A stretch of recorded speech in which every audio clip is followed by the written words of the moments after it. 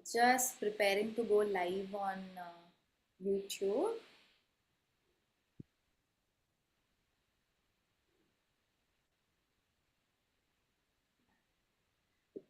Okay, good morning, everybody. Hi. Welcome to this very special webinar that we have crafted for everybody here today. We have people trickling in from, I think, about 9 cities across the country. We have people from Chennai, from Mumbai, from Delhi, from Bangalore, of course, from many other different spaces. Very happy that so many of you could make it, especially given the festival weekend that we just had with Varma Lakshmi and with Rakhi just yesterday. So thank you all for making it and for being here today. It's really lovely to have each of you here. We also have the team from Snehadara here. Palak is here, Arshi, Divya, me, and of course all of our parents who are on video right now: Ram, Jason, Lakshmi, Hiranmay's parents, Rajesh and Jay Lakshmi, who are here, and many others who will be joining in. So the people who've joined here today for the webinar are not just parents with neurodiverse parents of neurodiverse individuals, which is a large chunk of many of you who've joined in, but also special educators, teachers, people working within the fields, and just people who are there with us in this journey of creating inclusive spaces, understanding what is assisted living all about, how can we create social immersion experiences for children with neurodiverse abilities. And we're hoping that in the next hour or so we should be able to take you through all of this, to take you through Snehadara's experience, and mostly reflect on the key question that what happens after me, what happens to my child after me, who takes care of them, what is the level of support that they may need.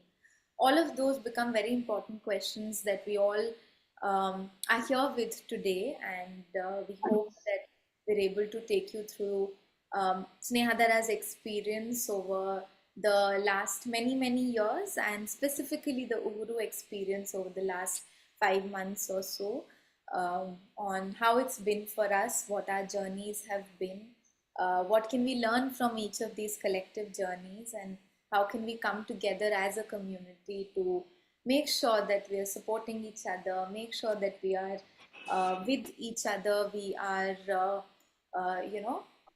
ensuring that it's not that it's only my child, it's not only your child, but as a community we're doing this together. So thank you all for joining and being here with us today. I have just a few rules and requests. One is a request to please keep your mics on mute unless you would wish to talk. It'll just reduce the any kind of background noise. The second thing is that this webinar is going to be recorded. It is getting recorded. It is also getting live streamed on YouTube. So feel free to reach out to us, or each of you who've registered with us in any case will receive an email with the recording in case you're not able to completely get the gist of it. Post that, we'll at the end of the webinar we'll also have time for questions, for people to speak, for to share your thoughts. How do you feel about the things that we've spoken about? In the meanwhile, however, if you have questions, if you want things to be addressed and answered, feel free to just drop in a message on the chat window, and we'll be happy to take it up. Yeah, I think without any further ado, and oh, sorry, last thing, yes, if you can turn on your videos at whatever stage, please do so. It'll be really lovely to see all of you in 2D for now and 3D hopefully later, but it'll be lovely to see your faces should you be able to turn on your videos. Thank you, Vishal, so sweet. All right, now I think without any further delays, we'll start off, and we're going to start off with just the journey of Sneha, of how it's been for us.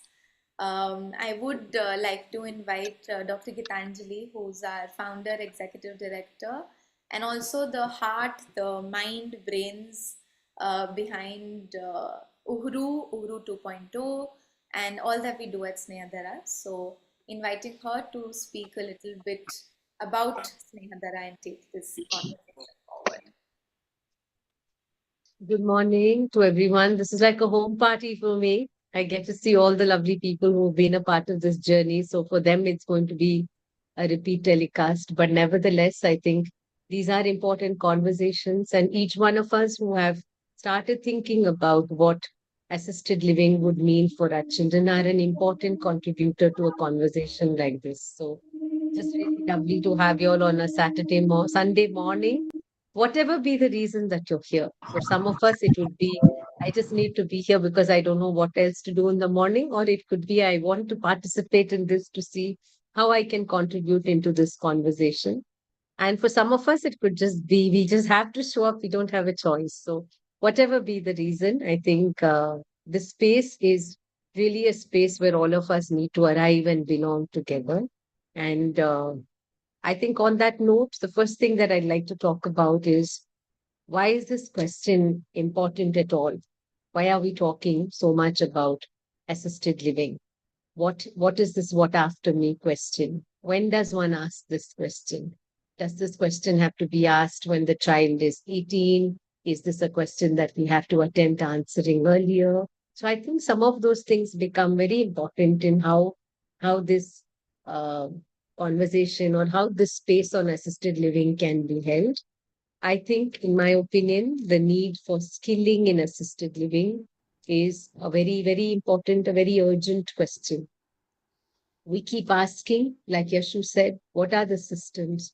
What are the support systems that we may need when we're talking about assisted living for a young adult? As this awareness grows, I think over the last 5 years, where we've been actively engaging in looking at semi-residential setups, looking at what assisted living uh, should look like, I think there is a very heightened need for looking at various models that can prepare neurodiverse adults through long-term independence and success. And the reason I say various models is, having been in the sector long enough and hearing this question from parents, that which is the best assisted living format for our child. I think before we ask that question, which is the best assisted living format for our child, whatever is the format that we choose for the child, for assisted living and support, for a life which has beyond us, whatever be that, the question we are asking through Guru is there a question before that? Maybe there's a question to say, how do we skill? How do we even build the readiness for our child to navigate a world that doesn't have us? And put it very simplistically, whatever data we have today of our children is the data that we have where we are a very integral part of the ecosystem. But when we remove ourselves from the ecosystem, a lot of that data doesn't stand ground. And I think Uhuru has been a very strong testimony for us for that, where when come together as a young group, when come together as a small group, there is a lot that they challenge. There is a lot of data that gets collected on how actually the adult can navigate. So a successful model, in my opinion, would be a model in which we get to practice. Actually, we get to practice what it is to be in an assisted living setup. And I think our effort is just that. As more models emerge, there are many in Bangalore, there are many across the country, I think, that are coming up right now. As more models emerge, each has a unique story and each has different opportunities for us to learn. So with the other thing we've discovered is, I think through the last 2, 3 cohorts of Uhuru, is that societal perceptions on neurodiversity are changing. People are beginning to wake up to the idea of saying that we have a role to play in being a part of their social world. And I think that's a very promising space to be in. So these some of these questions, some of this, we are back with the second webinar within a month. And our reason to be back with something like this is just to share with you what we have discovered in this process. Clearly, the idea of this is lesser to talk about the program per se, because the program has a very limited capacity of working with a small group, and we will continue to do it like that. But this becomes important for us because we believe that just like you teach math and you teach swimming and you teach music, assisted living and training in assisted living also requires a structure. It requires safety and it requires something which is repeatable. And I think that gave birth to Uhuru, where we felt, can we look at creating a space where practice replaces panic and where rhythm actually replaces rigidity. Now, these were all hypotheses. These were all things that we thought maybe we want to try this. And each time we have experimented with something like this, we've realized that maybe we've set a very small goal because the adults who have come together have just, met it in a day or a day and a half. So something's working. Maybe this webinar also comes from that space of what's this working thing? Can we put our hand on what is something that's working? Because there seems to be something at the core of these experiments, where at each time an adult who's come and stayed in the space has understood what sense of community is. So it throws open a bigger question for me on when we talk about adults, children with in the autism spectrum. I feel that there's a missing piece there for us in understanding some of these things that they can actually do. And is there a way in which we work with patterns, we work with certain, stated, said, or observed behaviors and enter into their world through that? So I think Uru has stemmed from that. So uh, whether, and I think for us, the need to create spaces like this, where we can step into a shared inquiry, into a space where we feel, no, we're not alone, into a space where we're allowed to ask, into a space where we can imagine something different. So I think that's the whole reason of why we're here this morning. I said it's like a home party because on video I have parents who have been with us long enough, and for them, I think this the birth and genesis of Snehadhara. They're a vital part of this history. They're a vital part of this whole story on why we are where we are today. Why did we set out to do what we're doing today? So before we really get into the details of the Uhuru program per se, I'd also want to be uh, cognizant of the fact that the people who have joined in, we have received questions that have come in from you as you filled the webinar form. It would be nice for us to have you with your videos on, if you can turn them on, just so that there's a conversation that we can make here by looking at each other. Nevertheless, after I take you through a little bit on what this whole program is, we will open the floor for people to ask questions. I do know the pressing question that's coming for everybody is, how do we know that our child is going to adjust? How do we know that the child is going to adapt to this? Is the space open to children who are nonverbal? Is this space, does it manage behavioral issues? How do we know that the child is getting independent? I think these have been some of the top questions that are coming. This is a space where all these questions and more are welcome. And trust me, we've attempted to answer these questions by the experiences that we've had with the children in the past 5 years. 2020 was when our campus was inaugurated in Nelamangala. And ever since then, our experiment has been to look at models of community living where the children, adult, a community is formed and stays together. So I will come back to those logistical questions, but If some of you are in a pressing need to get some logistics out of the way, please type it in the chat. I can digress from my script and attempt to answer that question. So, Snehadhara, what is Snehadhara? Where did it begin? What happened? I think I have said the story many times and I would love to continue saying that story. But this time, maybe a little differently. Snehadhara, tagline of Snehadhara is continuum of compassion and care. So I think the genesis of the whole organization, the journey began with that. How do we create streams of love and compassion where there is a space for everyone to be? So, put very simplistically, that is the core and the heart of the program. That is the core and the heart of Snehadara. But nevertheless, like every organization, you need to have a mission, vision, you need to have a trajectory. What are the beneficiaries? Who are you targeting? And you need to have all of that in place. But the reason I want to start the story with this is because Snehadhara has taught us that it's really possible to keep spreading and passing that stream of love. And every program has birthed from that. So, what do we do? And why do we do what we do? Do we do something differently? What is our USP? Yes, we do something differently. We believe that every child and adult, immaterial of their abilities to learn, immaterial of their abilities or disabilities, should have spaces where there is a community that holds them. That's the fundamental belief of the organization.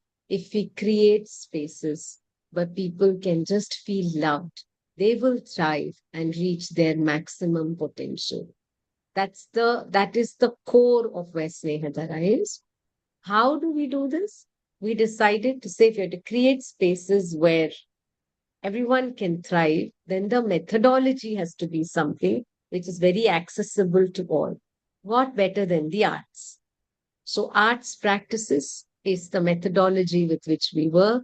Put very simplistically, our life is full of music, drama, dance, visual art, rhythm, storytelling, and every other thing that comes under the ambit of art, because we look at the arts as a lens of appreciating the aesthetics of the world around us, of the children around us, of the families around us. So we began with this idea to say, let's first start holding spaces and creating a community like this. And whoever comes into this community is an equal contributor into the system. I think with every Uhuru that has happened, we're more than convinced that a space like this can only thrive if everyone who's invested in this space is an equal stakeholder in this. Be it for 1 week, be it for 26 days, be it for 4 days. I think the learnings have been there for us. We began in a very modest, independent bungalow in JP Nagar in the year 2012. Little did we realize that we'll be fighting neighbors and fighting to keep the space on. And I think our battle with inclusion started from the word go. And each of the challenges that the organization faced, I think, only strengthened our resolve on what does it mean to stay the course. So we began as a day boarding space, but even before Snehadhara had birthed as an organization, one thing was very clear for us to say when we talk of children with neurodiverse needs, why don't they have or enjoy the privileges of what other children enjoy as well? Why don't they have pajama parties? Why are there no sleepovers for these children? So, these questions actually gave birth to many programs that we did.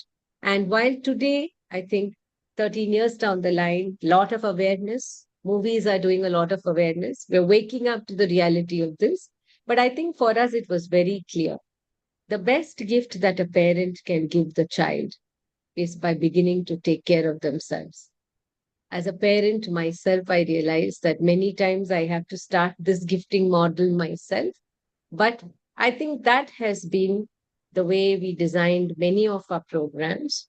We also felt right at the beginning that this is not something that a group of educators or special educators or therapists can do alone. It's going to require, we would have all heard, it takes a village to raise a child. I don't know what all it takes to actually raise an adult. I don't mean raise them, I mean raise us. So we're equal stakeholders in this entire process. So with that, we started our programs. We had programs called Sathi, Classroom Without Walls. We had overnighters once a week where we would have parents come and leave their children at 7 in the evening and pick them up at 7 o'clock in the morning. And that used to be called, thank God it's Friday. It used to be a Friday night. The whole idea was, can I trust the fact that my child can adjust in an environment that does not have me? I think these were our little experiments. And then these initiatives definitely were not one off activities. We decided that if this is working in this model, then this kind of activities should be taken to various other spaces. So we've also had a lot of people who have adapted some of our programs. We would have a program called Ulta Tota, where we would say if the child cannot articulate their needs of hunger, let's equip them to at least make a meal. So we would divide the group into different based on their abilities. One group would go buy provisions, one group would cook, and then one group would set up a tuck shop in the evening. So these were our little experiments to see what would it mean for us to look at needs of the children being met everywhere. A kitchen can be a therapy room. A supermarket can be a therapy room.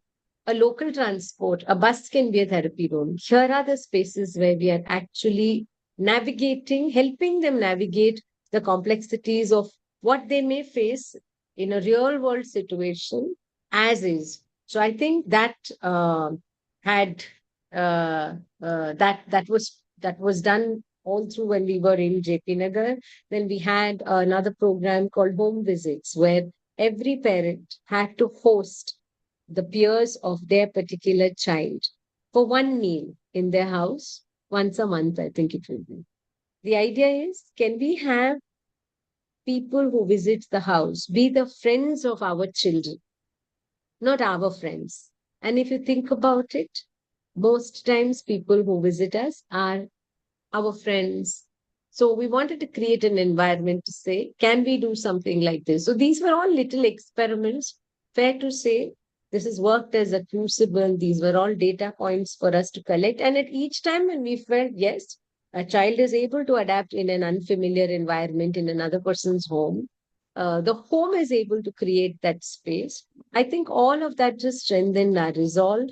And in 2020, when we built our campus in Nelamangala, which is in the outskirts of Bangalore. For those of you who are not from Bangalore, we moved from the overnighters to our semi residential model of beginning with one night stay, like the children would come on Monday, go back on Tuesday, then come on Wednesday, go back on Thursday. And that moved on to a 4 day, Monday to Thursday program. What did we achieve in that? We saw that the children were able to understand making their own beds, preparing meals together, working in large group circles. Most importantly, they began trusting each other.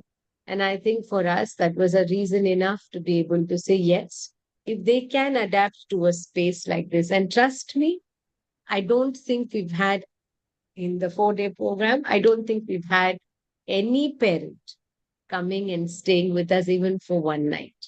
We trusted the fact that the adult would adapt, and that's exactly what happened. Um, from there, we moved to saying April and May of this year, we said, if this is what it's going to be, what would it take for us to uh, have a longer duration and see what does it mean if the parent is just not in contact with the adult for as long as 4 weeks? That gave birth to the 26-day program. Again, the question that's often asked to us is, would you go fully residential? Would there be a space where you're going to have them continuously stay? Would there be like an institution where we can send our adult? My answer then was also no. My answer continues to be no.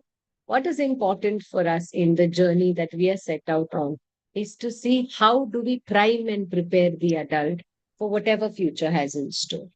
And then the 26-day program, which happened in two cohorts in the month of April and May, uh, was transformative in every way, not just for the children, for us as a team, for parents who got together as a community. And that was, I think, uh, it was unprecedented in many ways because we didn't know what does it take for us to get ready with a program like this. How does a child suddenly jump into saying 26 days? Is the child going to miss home? Is the home going to miss the child? And I'm saying child, I mean, just out of my habit of working with children, I often call everybody child. But we're talking about adults who were, I think the starting age group for the cohort was 18, 16 to 18, and our oldest was 44, 43, 44. So we felt that, and when we did this program, something very remarkable unfolded. We witnessed that community living not just does not transform just as skills, but it was very transformative for every individual adult.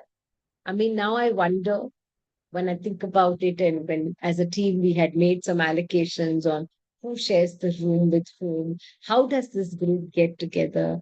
I don't think at any stage the children were involved in this process of, uh, decisions that we took on their behalf. But how did they go with what was planned for them? And I think how did they go so beautifully with what was planned for them? So, fast forward to May, the second cohort was quite easy because those who were a part of the first cohort almost came in as they claim and own the space. So we didn't have to do, we realized in the second cohort that it was a very automatic process. From day three onwards, the adults knew what they needed to do. They emerged much stronger. So one of the things that we were experimenting with the 26 days, uh, what is the changes that we see in the adult after 26 days of living together in a community? And our only way of kind of coming back to that hypothesis of change or transformation was when we had many of our first cohort children come back to us. We could see where the starting point is. The baseline had clearly shifted. The baseline for a child who was pre the first cohort and the second one was definitely visibly shifted. So we could have a lot more challenges up for them. The sessions were structured very differently. Their stamina towards what they were doing was a lot more. We started engaging and taking them outside to spaces where they also held the space with us.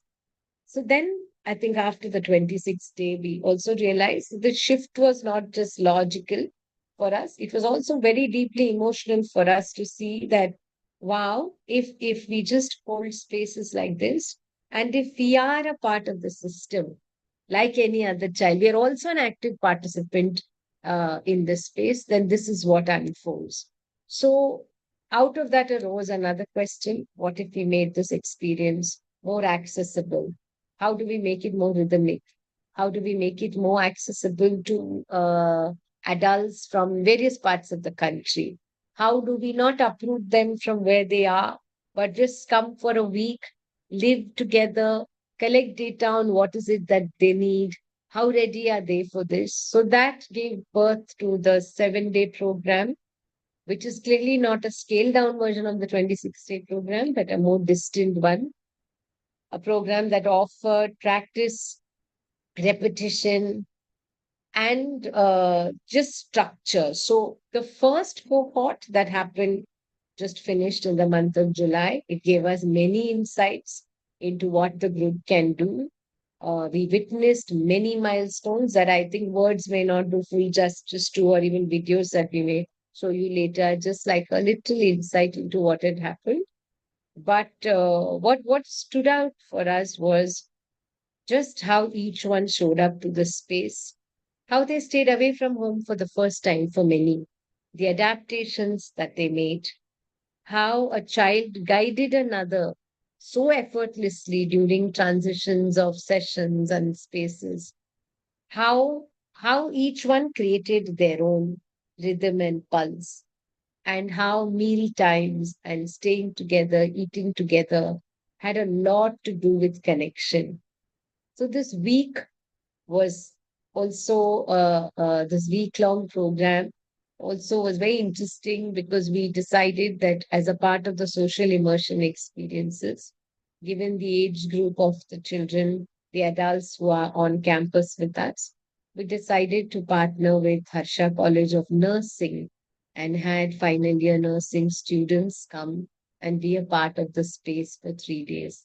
And I think while that was an experiment, that was something that worked really well because each adult had a peer buddy with whom they spent the whole day, every day of 3 days, they had somebody whom they could buddy with.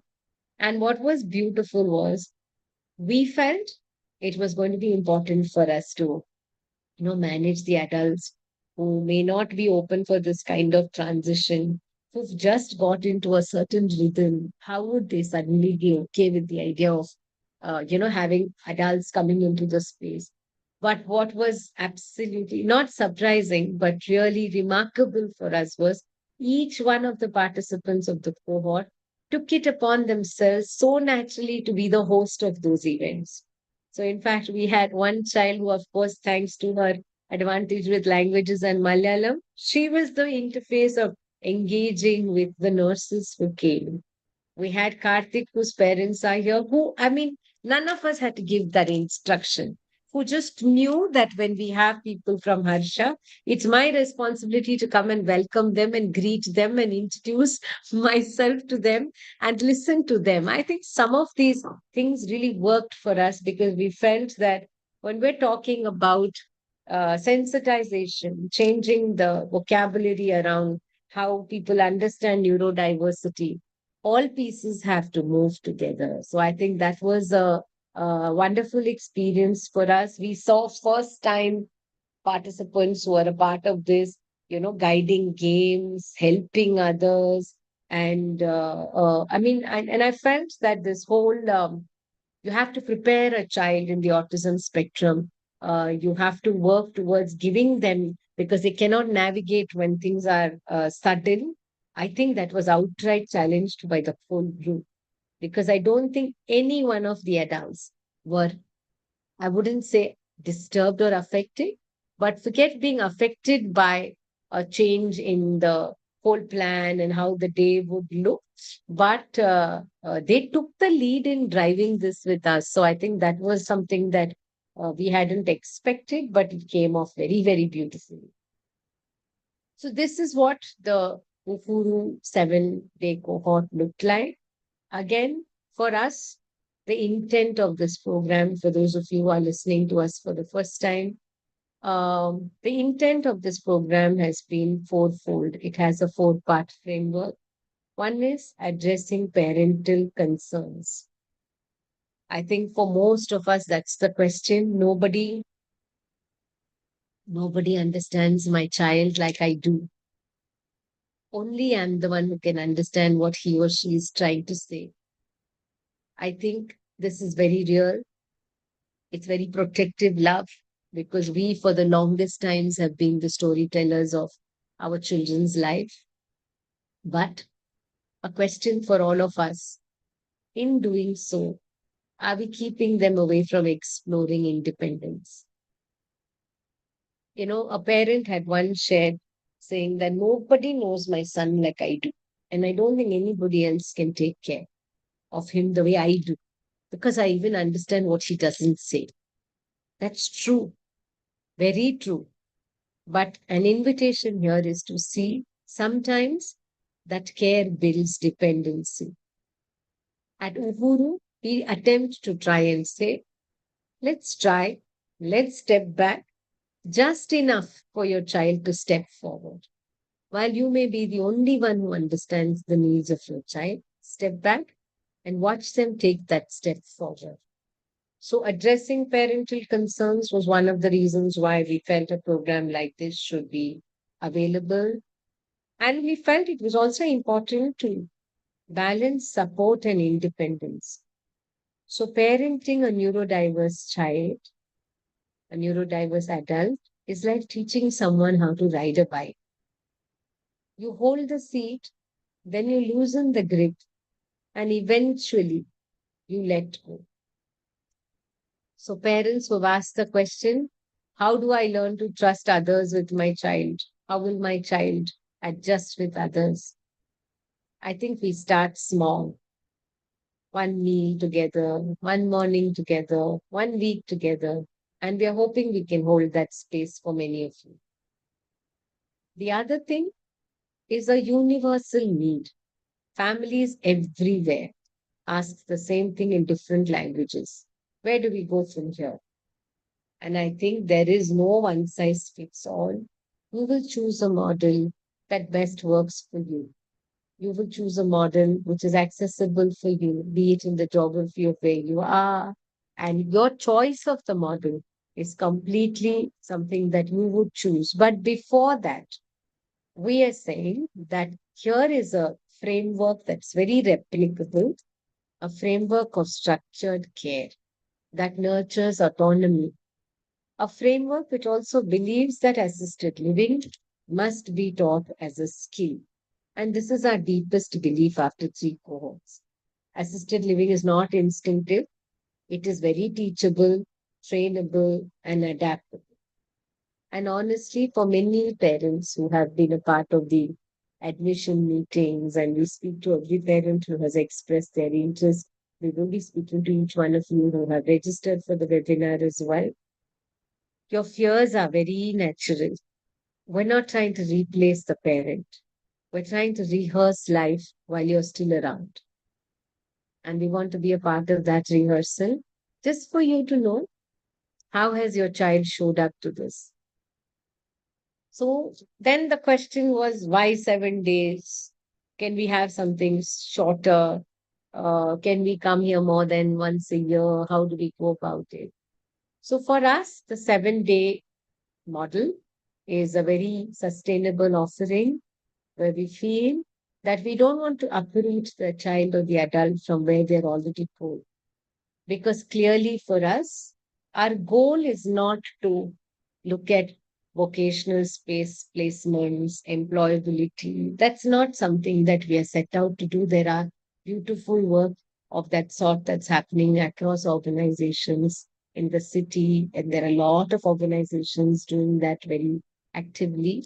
For us, we felt, can we create a 7 day offering where a child can step away safely, where we can rehearse life skills as a community and return back home with renewed confidence.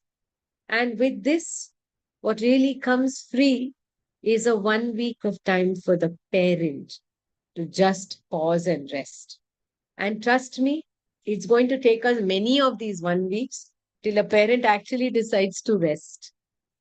And it's a useful thing to do. So I think for us, the need for parents being such an integral part, because I think parental communities are so much the need of the hour, where you need each other to hold each other through, where we learn from each other's discoveries and mistakes. Not all of us might have had the luxury of varied experiences. So this, the idea of Uhuru is also to say, can we start expanding our parental community and hold the community together?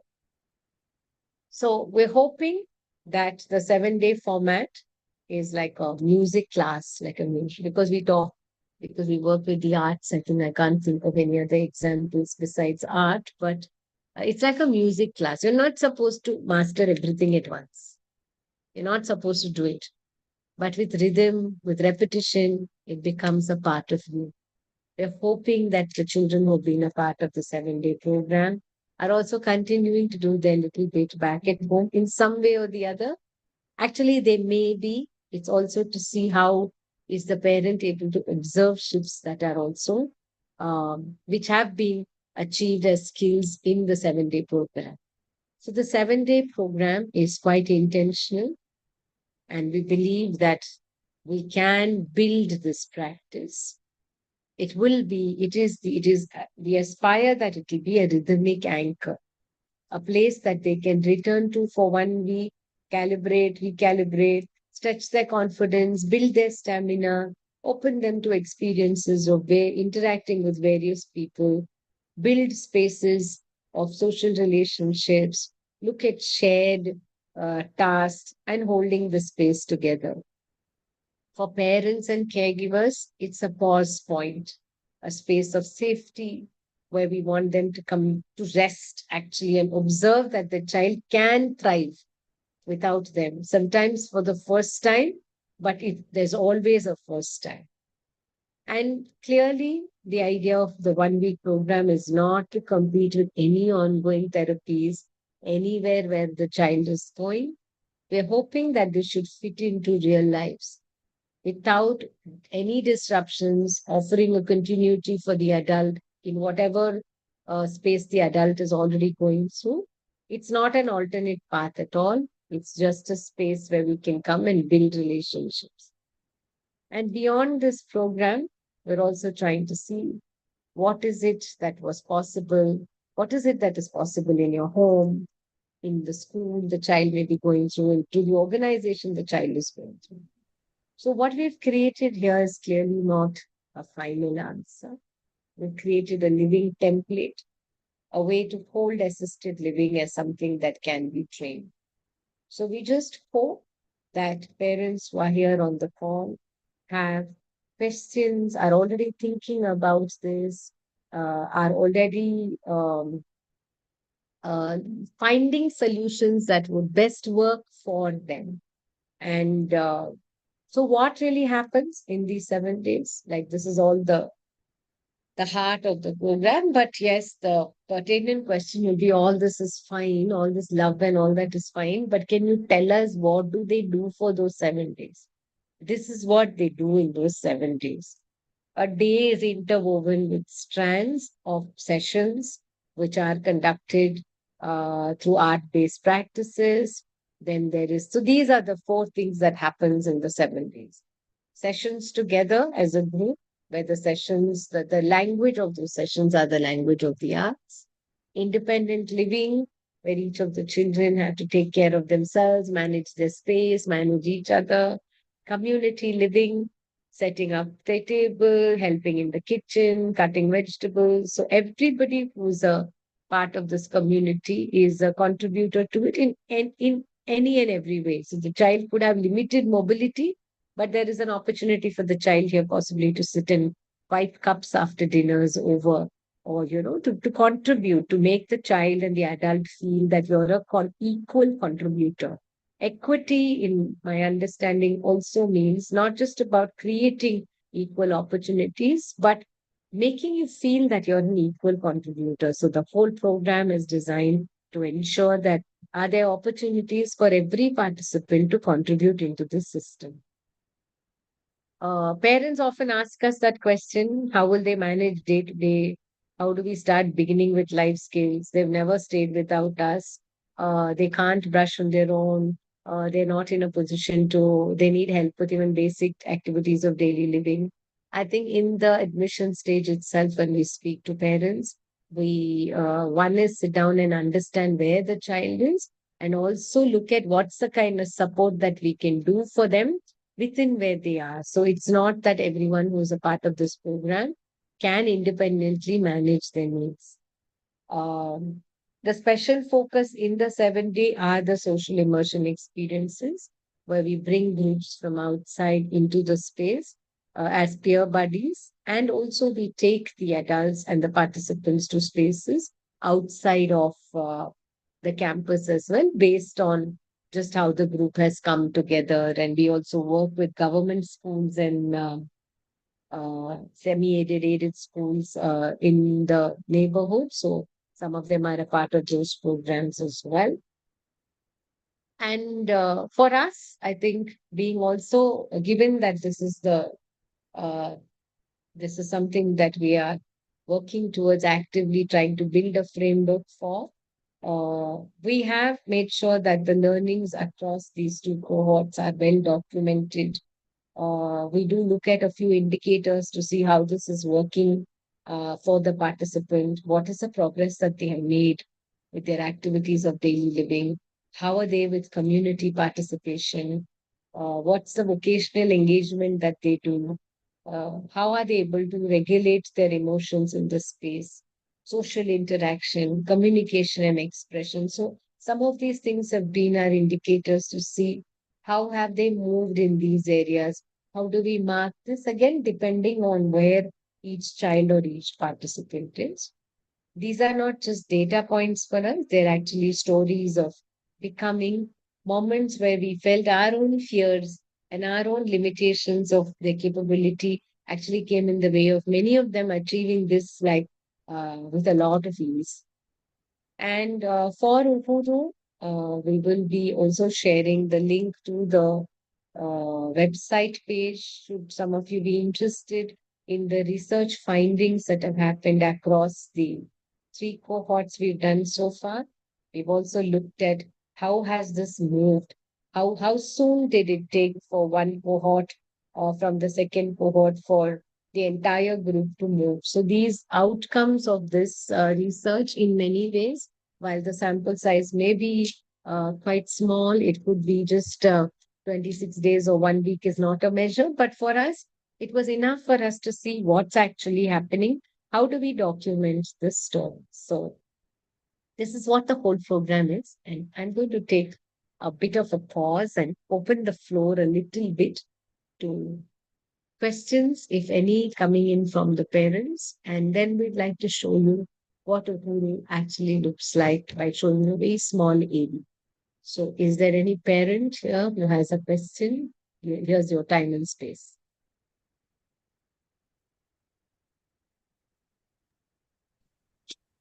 Ma'am, good morning. Ma'am, how do you deal with triggers? Uh, I have to see you. I would like to know your name, please. Priya, ma'am. Priya. Okay. Yeah. No, it actually, can you say a little more, Priya? Can you expand on your question? How do you deal with triggers? Meaning, how do you deal with behavioral triggers?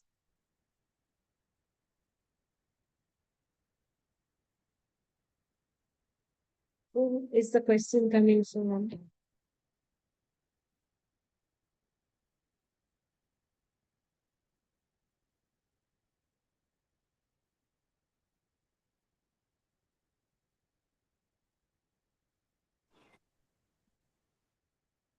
Can you yeah, who is the question coming from? Priya, if you could unmute and expand on the question. I also know there are two Priyas on the call, three actually. Uh, Okay, I mean, before we discover who the question is from, I think I'll answer it. It's an important question for everybody. How do we deal with triggers? I think at the level of admissions itself, we sit down, talk to the parent, we try and understand what are the challenges that the child may be facing, what could be potential triggers. And one is we take that input as well to help the child slash adult navigate through any of those emotional outbursts. The other thing has also been that when the environment changes, when they're in a space which is new, it's a space that is a very uncharted territory. Honestly, many of these triggers don't play out. So when we hear parents saying that this is what will happen, the child gets very aggressive, this is what it is, we listen, we take the record, the points that may be relevant for us, we use that information in how we want to assign support. But beyond that, I think this far from our experiences, it's not that children have not had meltdowns or we've not had those expressions, but there is always a team which is very hands on helping them manage that, give them a space if they should they need to.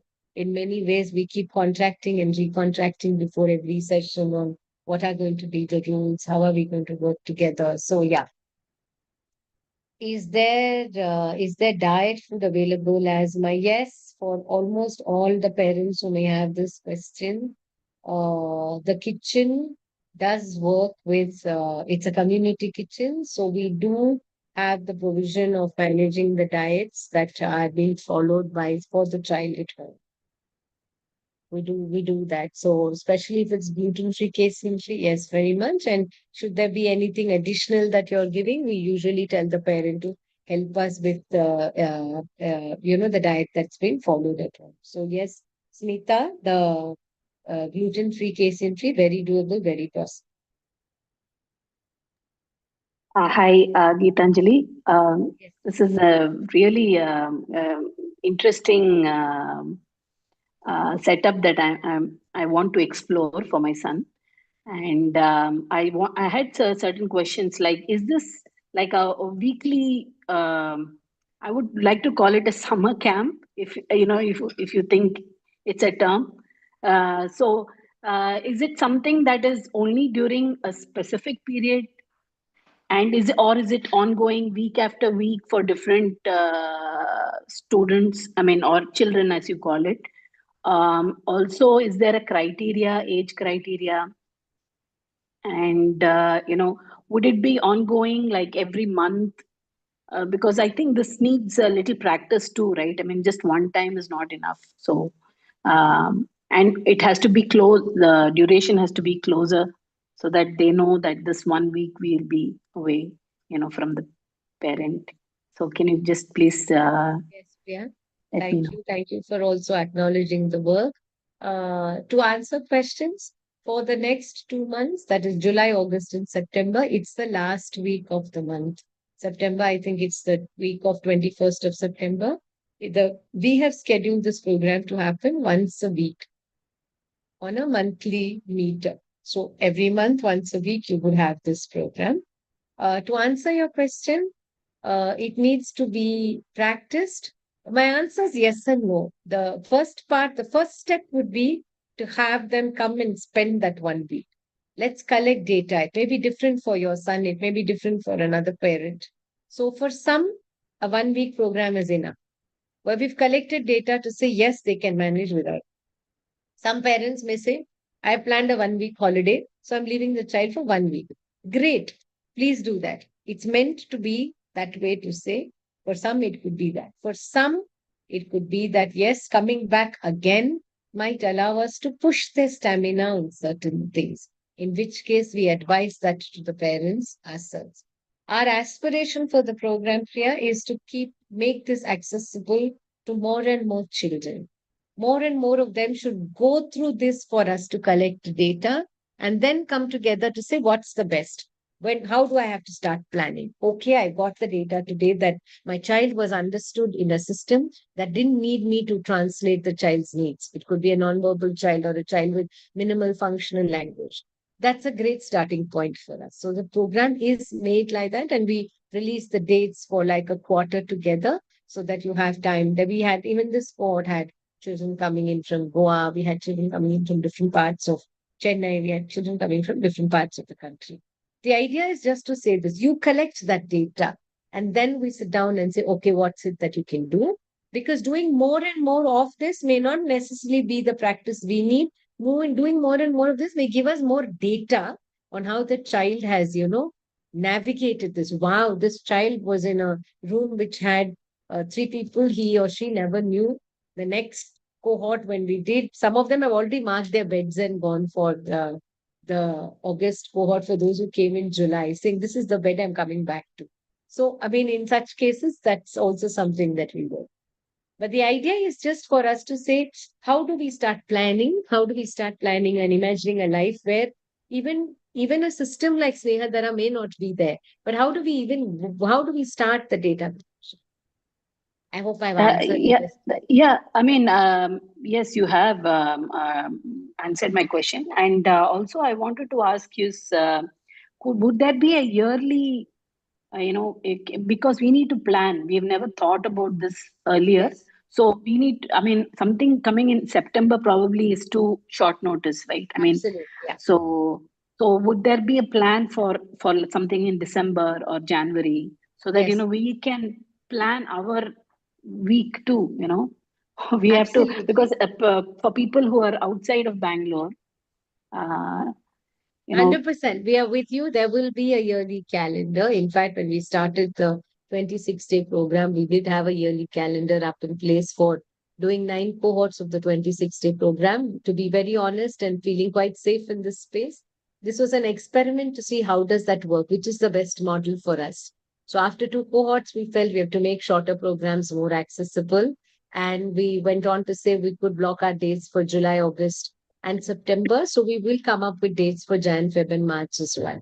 We are going to be doing that. And also for us, it's also at each cohort, there's learning, there's preparation. We are putting together today also a very important document to say what should the team be like? What's the kind of people we need to, deliver a program like this? And I just hope many of you as parents come together and say, I'd like to do this myself. And can you give us the framework and the SOP? Our idea is to do that together. To say this is tried and tested, take it, do it. We will support it in whatever way that's required. And I think that's the ripple effect we're attempting to create. But yes, you will have dates for it. Please hint on accommodation capacity and caretakers for in-house kids, ma'am. The rooms have, in any room, we can have 4 adults. So every room will have 4 children. There are 4 beds. It's a beautiful space. Please see the website. It's off the grid. And we'd have caretakers, 1 adult in the room who could either be a faculty member or a caretaker from the caregiver from our team who will be a part of it. So no room will go unmanned by somebody from the team in the nights and through the day whenever they're in the room, because most of the time they're out with activities and they have a very clear structure and a schedule. Yes, some hands coming up. Sneha, Aditya, in any order. Hi, ma'am. I'm Gayatri. Am I audible? Yes. Yeah. Right. I'm from Vijayawada. So, what is the minimum credibility, like credentials, like to be needed for a child to board over there? Like the percentage of independence they need to have, a minimum basic things. See, we need to put the child into a boarding. Yeah, so it's one, it's not boarding, but yes. So No, for I know. us, It's just an accommodating that yeah, week. yeah. The range of skills or the independence has always been something that we sit with each parent and talk. To answer your question, we do have children who are not in a position to bathe, who are fully dependent, where we are bathing, brushing, taking care of their basic needs. We also have adults where they're able to take care of their basic needs, but for them, then the goal becomes on budding another, working as a Yeah. community and being a contributor. So there is no qualification there to say that if the child is, say, diapered, the child can't be here. No, we don't have that as a criteria at all. That's really wonderful. I would love to just explore the place, ma'am. Thank you. Now you write in, and right after this webinar, you will get an email from us. So Yeah. maybe in touch. And I think the team is also taking note of you and your questions. So they will reach out to you as well. Yeah. Sorry, Uh, ma'am. Hi, ma'am. Hi, Okay. just one sec. I'm Yes. so sorry to interrupt. Just in case any of you have not registered for the webinar and are joining the link directly, just requesting you to put your email ID and on your contact number in the chat so that we can reach out to you should you have more questions. There is a question from Jairam. I am going to answer that question a little later, Jairam, but we would definitely like to speak to you and share what our experiences have been. So can you drop your number, or if you have the details, because that's a very pertinent question and that was our worry even when we started. So I'd like to take that question a little later. Yes, I can quickly answer that your question so that you can take up that question later. But quickly, I will tell you, you can answer later. Our experience was very good, and the parents were very happy. In their lifetime, they have not seen their child living alone, in a place like this continuously for 5 days a week. And this initiative was highly successful for us, and the parents are very confident that we never expected. So you underestimated, actually, the parents underestimated. So we are now more confident that we can go ahead with this project and make them much more independent. So we are going for a ADL program. So, but the ADL is much more complex for us to handle. So in this context only, I'm asking this question. So I will answer based on your further queries. Yes. Please leave your number with one of the in the I will chat. I write will. give here in the chat Yes, itself. yes. Okay, is that okay for you?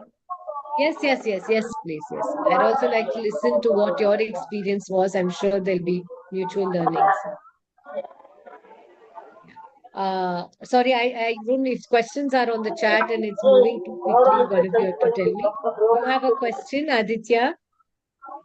Yeah, thank you, ma'am. This is father of Aditya. Yeah, okay. So my question is, actually, my son is on some medications, so medication will be taken care of, I guess. The second part of the question is, he's also a little bit hyper and could run here and there. If the door is open, he could run away, kind of a thing. Something that we are worried about. So if you could answer that. Yes, surely the medication has a very clear protocol and an SOP for us. We will sit down, take the details, and medicines are administered. There is a checklist stuck in every room. You will have a live sheet which updates at the end of the day for you to know what it has been for the child as well, for those who have done it as first timers. So that part of it, yes, is taken care of, and we expect parents to just pack and tell us correctly on how the medication is, and that's taken care of for each child. So that should not be an issue. With the child can run away here and there. I think that's something we've also heard from parents. There have been children who have very high on energy, but trust me, when the rules and the norms are set with a lot of loving insistence, they actually come around. And in such situations, when we do our evening walks and other things, we would be uh, very careful and mindful of making sure that there's somebody who's budding that child in case the child runs. So it's also a very open space. So your fear, when you come to the campus, two things will call out to you saying the child can just go away anywhere. It's such an open space. But the other thing, in our experience, has been that they do get it, they understand it, and that's been the success of a model like this working. So, but all our rules, protocols are in place. The main door is locked. A child is never left unmonitored by an adult. And Do you almost, invite volunteering, ma'am? yes, we do invite volunteering. That also goes through a process of screening for us because sometimes managing the volunteers and Yeah, then yeah, it's again a tough. yeah, it's out of syllabus for me to Yes, manage. But yes, yes, yes. we do Okay. open it up to people who want to come and be a part of it. In fact, we look at it as here's another adult who's coming to expand the social world of the group. So in I think in one cohort we had grandparents come. So we just thought what how lovely it was to have some ajis and tatas just come and be a part of the space, and how some of the children just thrived. Okay. So yeah, Okay. we do that as well. Okay. Ma'am, how art therapy child going through? Will those also be taken care of? My son is going through. No, in the 1 week that the child is there with us, the program that is delivered is the program and curriculum designed by us. Parents will get a clear intent note that also talks about the curriculum of the program so that you know what's going through with the child. But again, taking everybody back, the goal is to see how do they live as a community. Now, that is bigger than the OTPT speech goals, but all the sessions are designed to meet those needs only. So, for what a speech therapist will do, we do through music movement, through music, songs, and storytelling. What an occupational therapist would do for us, it's like working in the land, it's just making sure that. So, yes, the needs would be met, but yes, not under this. Yes, any other? Hi. Yes, Hi. Can you see me? Can you hear me? I can hear you. Now I can see you too, Malvika. Yes. Yes, great. Hi. Hi. I'm a speech language pathologist and I live in Chennai. So when a question like that came up, I would thought, this is the perfect opportunity for me to also extend my services to Snehadara. And I was just going to write to you after the end of the webinar. Brilliant work. I've been listening to this the whole time and I've heard in passing about Snehadara before. So I thought of, sitting down for a webinar and seeing how and the dynamics of how things are over here. And I have to say that I'm so happy that I found this and I came here Saturday morning for a Sunday morning for a webinar. Love this, love the work you do, and see, this is something that I have been searching for. And given the transition unit that I'm looking to build, Sorry, excuse me, one moment.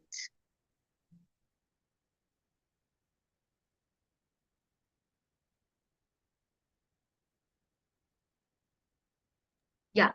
These transition unit that I'm looking to build and all of that. So I think this is the perfect place, and I would love to refer more people here. And just following up with the question that came up, I would love to be and extend my services to Snehadara. I'm happy to write to you guys after the end of the webinar, and we can get in touch.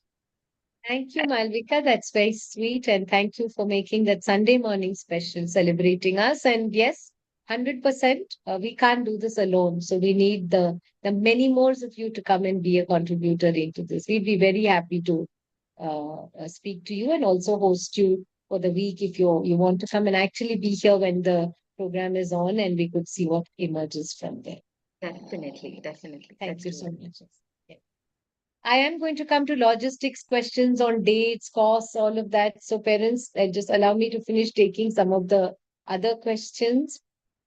Child that we have seen at home sure will be behaving in a different way in the environment you're providing. How safely we can continue the home with the same comfort after your program, please.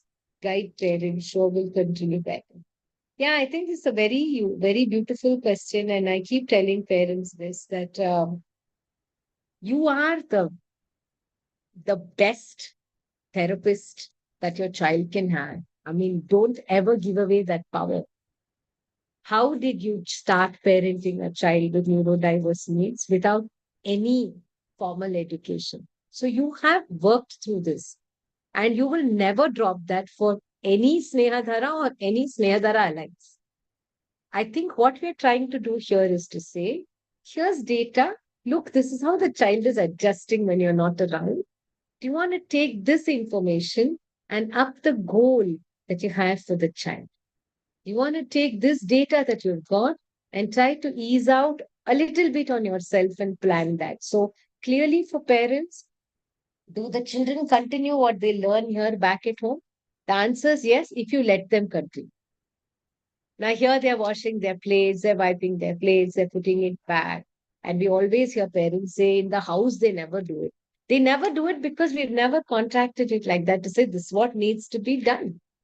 And I say this as I was a very young parent, and I think between getting the child to quickly finish what they need to do and actually letting them do, all of us have gone through those challenges ourselves. So whether the child continues to thrive independently back at home is a decision, and it's the power of that lies actually with the parent. But we do nudge.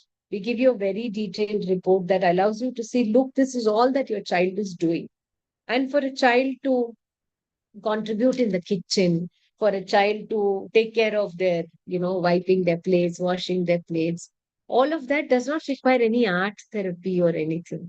It requires us to believe that, let's tell ourselves that in case the primary caregiver, which is me, is not a part of the child's life and somebody else has to take care of my child, can I equip my child in a way that they uh, can do as much as they can, so that the goal of the caregiver then is just to hold a space for the child. Actually, it's that simple. It could even be the sibling of the child. It could even be that, some of our children, adults have siblings who will take care. But can I give the sibling the responsibility of being there for this adult in a way that the adult is more equipped? And I think that's the whole uh, what discovery, and that's what we want. And we've seen how they've done it as well. So when parents see them eating on their own, or when parents say, oh, at home they would never do it, I keep asking, please now let's sit down and let's talk shop. Can you tell me the home situation?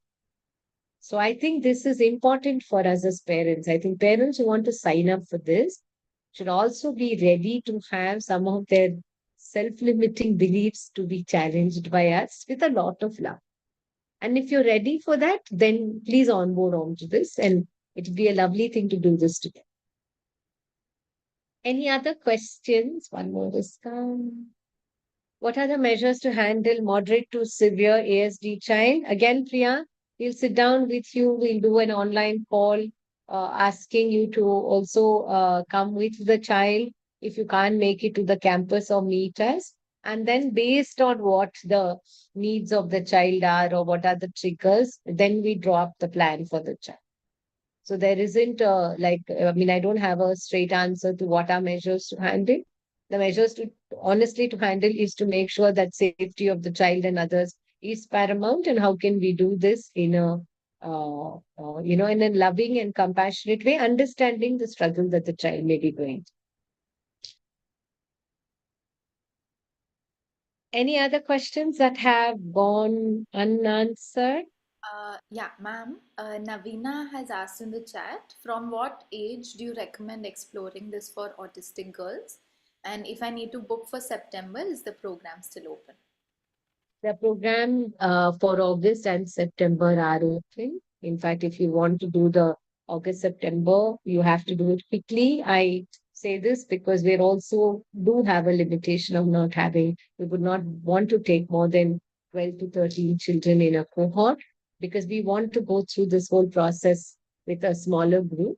Um, Dealing with non-verbal kids, yes, Aarti, fair to say 50% in both the cohorts of the children who have been there have been non-verbal, and a non-verbal child may not have expressive language the way we understand, but they're very receptive to what's happening. So we will again sit down with you, try and understand what is the communication that methodology that is being followed back at home, and we'll take it up from there. So just for all parents, this is not for children who are verbal, who can articulate their needs only. This is open to it's open for all. Are they allowed to carry mobile phones? No, Vijay, they're not allowed to carry mobile phones, but we are very accessible to you in terms of concerns.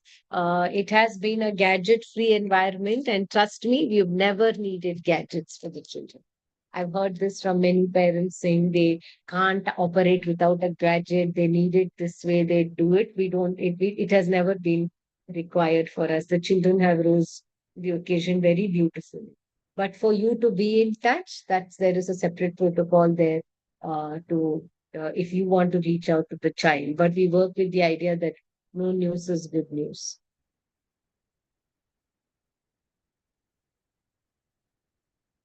I'm just checking. How do you deal with separation anxieties? Can parents stay in their room? No, no, they don't. Separation anxieties is, I think, two parts to it. One is the parents' anxiety. I think we have parents on the call. If they're still there, I'm going to get them to talk about it a little bit for you.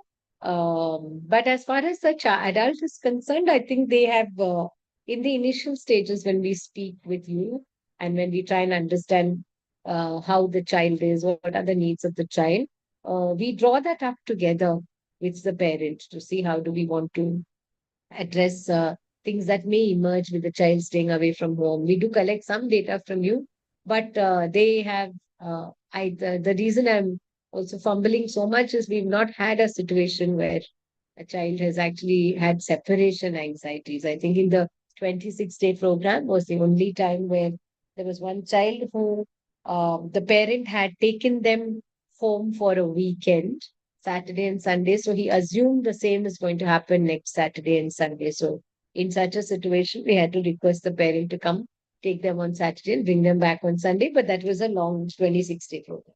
In the 7-day program, it has not showed up yet. Can we track through CCTV? No. From a safety protocol and our IT protocol as well. I'm also wondering, what would you like to track?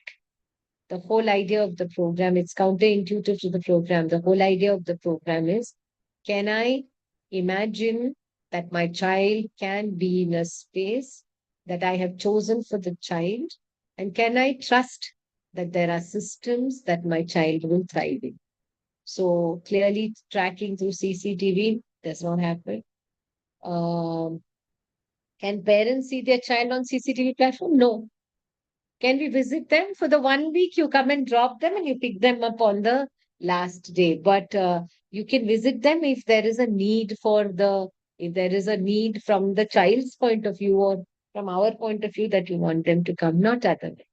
I understand your worries. I understand that what is this 1 week suddenly? My child has never stayed without me. But going back to what Jairam also shared in the call, you're going to be really surprised on how they actually navigate. Do they have to be used with avas? No. So what I'm going to do is I'm going to take a pause with questions. If we have parents who are there who would like to share what their experience has been, it would be nice for I think many of these questions will get answered as well. Hi, Hi.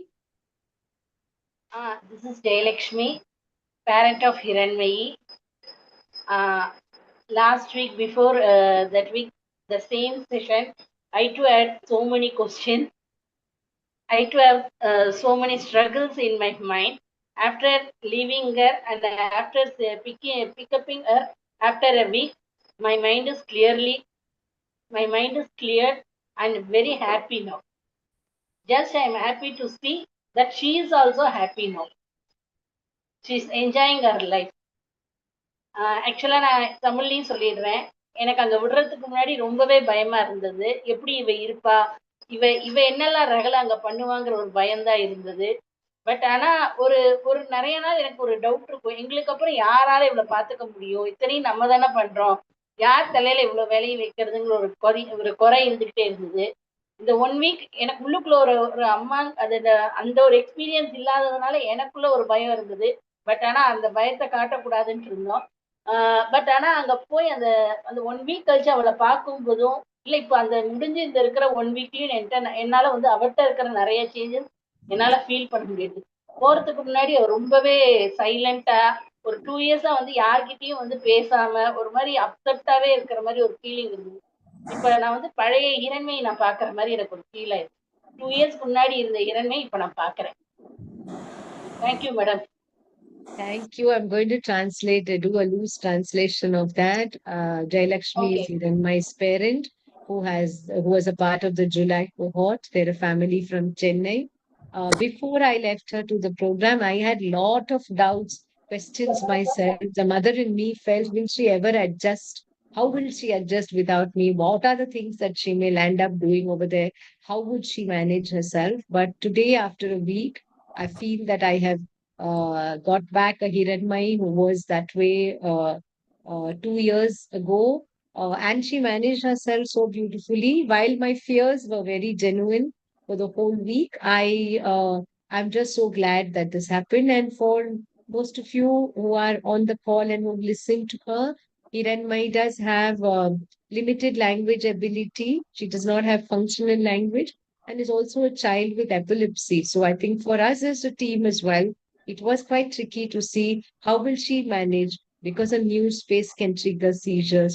A new people could, but I think Hiran Mike truly emerged as the star of the show. So I think thank you, Jayalakshmi, for that share.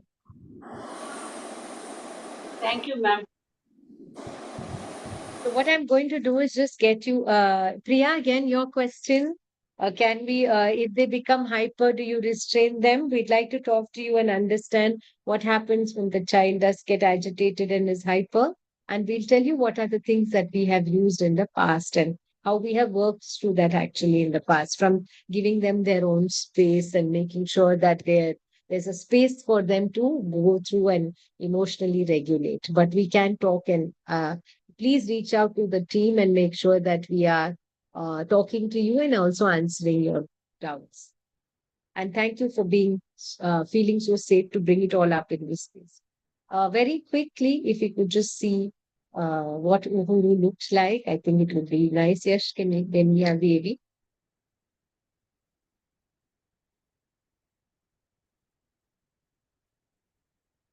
Thank you, Sunita, for your message.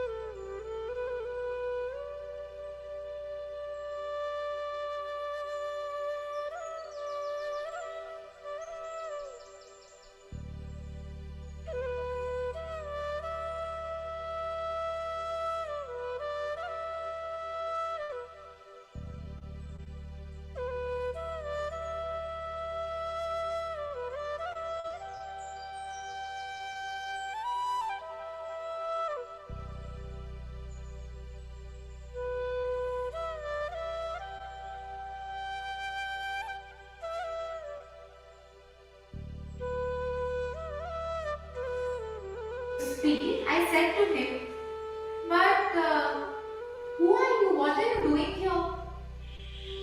What are you doing?" Mountain as high as this one, he said to himself, I should be able to see the whole planet at one glance.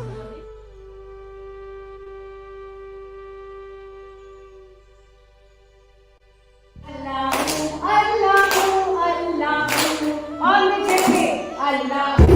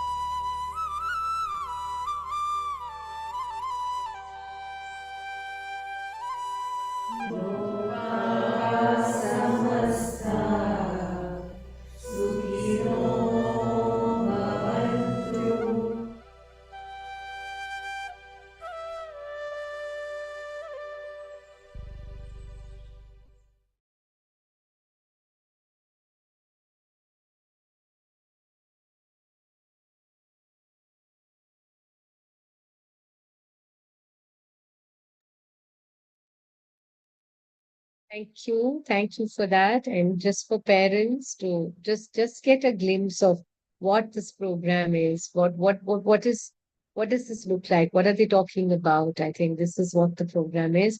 Senthil, thank you so much. Thank you so much for uh, celebrating this. And I think uh, our belief is that no matter where we are, we do have people who can hold each other. And parents like you who have attended this morning, people who are sitting here, 40 of us, 50 of us, I think just reaffirm that belief. Thank you so much. Before I go back to any questions, I think for us, what is important is to see what is the practical information that we need to know. And I think it will be put in the chat window. The location of this program is in our Nelamangala residential campus, outskirts of Bangalore, North Bangalore. The next cohort is a 7-day. The dates of the cohort are from August 23rd, August 24th until 30th of August. So we start on a Sunday and 30th will be the closure. The fees for this cohort is a sliding scale. It was priced between 20 and 25,000 rupees for the week for the July cohort. Again, the organization believes in the idea that fees should never be a criterion for people not to attend a program like this. It is a foundation, so we do ask for support. We get children sponsored and supported in this. The sliding scale is also to see if you can contribute to a little more than what you are able to, then it could support the needs of another child. Those are the dates for the August cohort. I'm going to request Yashashwini to put down the dates for the August and the September cohort, please, in the chat window. Yes. Any more questions? Is there anything that you would like to ask, share? Would you like to appear with your video on?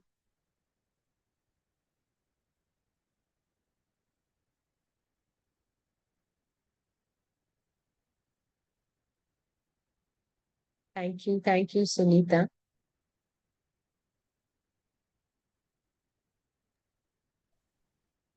So what happens from here on, we would have an email with the recording that we go with to you. The team will be reaching out to you over tomorrow and day after in the next 2, 3 days. If you have made up your mind and you would like to make sure that you look at wanting to come for the cohort, please write out back in that email itself. The other thing that would also happen, I think it's a question that had come. If you're in Bangalore and you want to come and visit the campus, then we can arrange for a campus visit that can happen after the 15th of August that weekend. So maybe a week, I mean, that's what Hiranmay's parents had done. They came in once to visit and just see the campus. Should you feel the need to do that? But if you're registering for the program, then we would immediately get on to a video call with you. Want to meet you once to just understand what it is and set expectations right.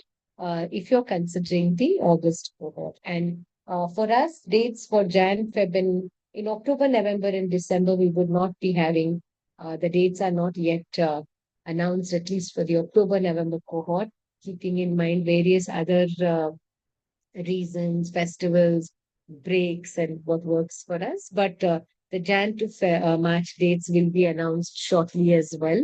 And for you to consider if you want to look at it. For those of you who want to look at this, an opportunity here would also be if you're looking at the August cohort, there is an opportunity to repeat this in September and see how that is being. So I think some of our July cohort children are going to be coming back to us for August. And we've also mentioned it to the parents of the July cohort that the first preference would be for those who are trying this out for the first time. And so that we also have this. And yes, Sri Vidya, please come to the campus and we look forward to seeing you there. Looks like I have answered questions. Any more questions? So do we need to mail for a visit actually? Yeah. Yeah, what happens is you can mail as soon as today, right after the webinar, the team will send you an email. You could reply back to it and we could look at the visit, because when you visit, you're only going to come and visit a physical space. But that is Okay. should you want to come and visit the space. But that Yashashwini and Palak would be your point of contact. And over the next 2 days, it's very possible for us to organize a campus visit. Okay. Thank you. It's just that it's a shorter week given Independence Day and like even this was a shorter week for us, but a visit can be organized. And we'll also talk to you to say if you want to come and visit, if you want to meet us, or if you want to meet us physically, then we also have a city office. If you want to put, like you want to meet us out of a Zoom call, that's very possible. Just write in. Write Oh. into the email that you get. Yeah. Thank you. Thank you. Welcome. So bringing this to a closure, I think for all of us, Uhuru is not a quick fix. It's not a checklist to complete. It's a rhythm. It's a pause to come back to again and again. For some, it could just be a break from constant caregiving. For others, it becomes a mirror showing just how much their child can do when trusted. And oftentimes, this becomes a quiet revolution where independence is not wrestled but rehearsed. Many families come seeking rest for their children, but leave with relief for themselves. They leave with a new story, one where their child is not defined by need, but by capability. So, dearest ones, we're not offering solutions. We're offering a space to live the questions with care, with community, and with dignity. We created Uhuru 2.0 for families like yours, but also for organizations, schools, caregiving collectives, and inclusion champions. So if you're watching this and wondering, can we host this where we are? Can our team be trained? Can this become a part of our community fabric? The answer is yes. Call us, invite us, host us, and let's create Uhuru like spaces across cities, towns, and villages. I believe this isn't a luxury, it's a lifeline, a structured, supported space that gives families the time they need to breathe and give adults a chance to rise. So thank you so much for coming in today. Let Uhuru 2.0 be your anchor, And together, let us grow a world where no family has to ask, what after me? Thank you for. Sorry to interrupt you. Do you conduct any workshops for centers who are working with diverse kids? Like if Yes, they have a plan of. yeah, yes, we do. Your name? I'm sorry, I can't see you now, so I'm not such a, I can't I'm multitask. You are? I'm Gayatri from Vijayawada.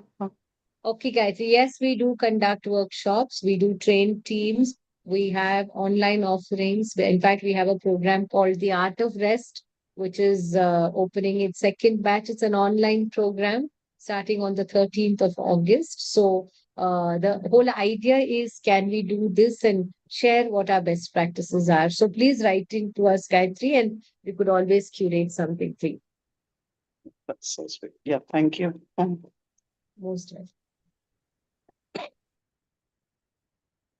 Yeah, this is the Art of Rest program that has been put. So please make sure that you can look into it and see if that works for you. Yes, Can you replay it on the screen again? the Art of Rest. Yeah, Yash, can Yes. you put it on that screen? If you go to the, yeah, but any case, today when we are sending you an email, you'll also get a link of Art of Rest. We have put it in the master mail so that where Okay. you can get that. Yeah. Some of you who are writing, can you send me feedback link? You will get an email from us. Please write back to the same email thread. Okay. Any other questions that you feel you want answered here? I don't want to take more of your time on a Sunday morning, so I'm trying to make sure that we work within our time frame.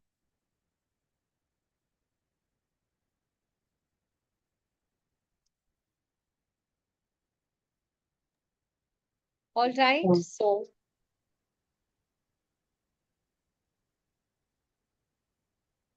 yes, so for all of us here, thank you so much. To families, come try the program. Let your child live with us for a week.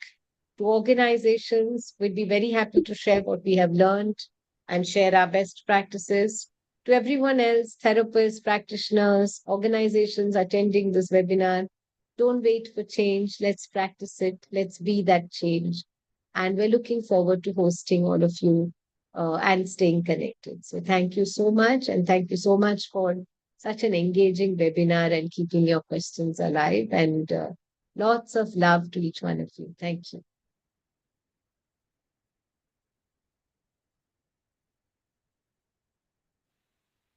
Thank you, everybody. Have a good Sunday. Thank you.